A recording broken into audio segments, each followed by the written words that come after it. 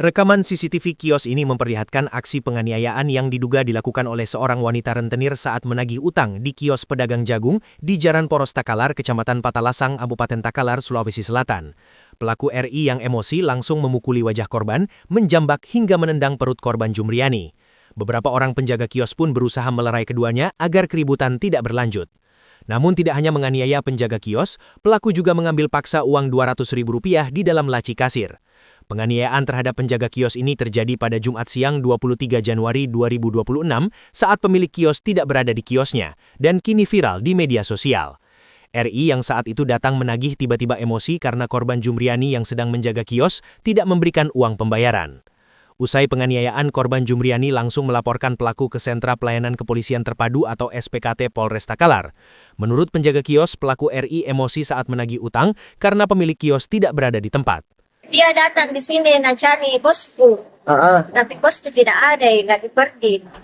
Iya, jadi di situ langsung dia ambil uang di laci. Dia dorong kak di situ.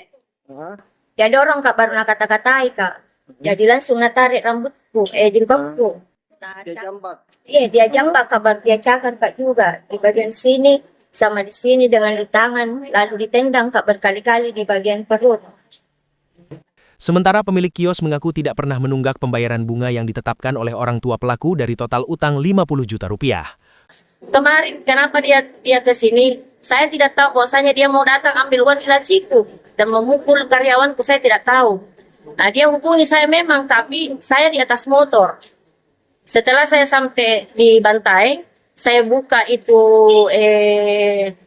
tasku, saya lihat memang panggilannya, tapi saya tidak pernah menyampaikan bahwa kau ke warung. Dia chat saya, jangan ditransfer. Saya tidak transfer.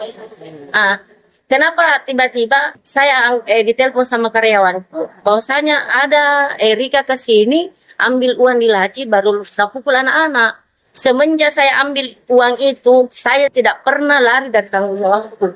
Saya selalu membayar. Kasus penganiayaan ini kini ditangani oleh unit Satreskrim Polres Takalar. Korban juga telah menyerahkan bukti rekaman CCTV ke aparat setempat. Ilham Syam, Fajar TV melaporkan. Terima kasih telah menonton. Jangan lupa subscribe, like, comment, and share. Saksikan terus informasi terbaru dengan menekan tombol lonceng hanya di channel Fajar TV.